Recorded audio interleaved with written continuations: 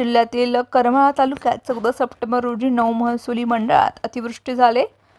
सीना नदीला पूर येऊन खडकी, नीलज, बोरगाव, तरटगाव, बिटरगाव, वाघाचीवाडी, अळजापूर, बाळेवाडी आदी गावांमध्ये पुराचं पाणी शिरल्यानं शेती पिकांचं मोठ्या प्रमाणावर नुकसान झाले। राज्याचे ग्रामविकास व पंचायत राज्यमंत्री तथा सोलापूर जिल्ह्याचे पालकमंत्री जयकुमार कोरे यांनी खडकी व बिटरगाव या गावातील पूरग्रस्त भागाची पाहणी करून प्रत्यक्ष बांधावर जाऊन केले।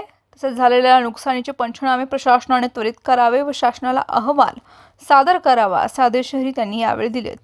यावेळी पालकमंत्री गोरे यांनी खडकी येथे पुराच्या पाण्याने फुटलेल्या बंधाऱ्याची पाहणी करून नुकसानग्रस्त शेतकरी लोहार यांच्याकडून झालेल्या नुकसानीची माहिती घेतली। बंधाऱ्याचे दरवाजे बंद असल्याने दोन्ही बाजूचा भराव हा वाहून गेल्याने शेतकऱ्यांच्या पिकांचं मोठं नुकसान झाले। मातीही खरडून वाहून गेले। यावेळी त्यांनी प्रशासनाकडून नुकसानीचे पंचनामे त्वरित करण्याचे आदेश देऊन शासन पूर्णपणे शेतकऱ्यांच्या पाठीशी असल्याचं सांगून शेतकऱ्यांना धीर दिलाय।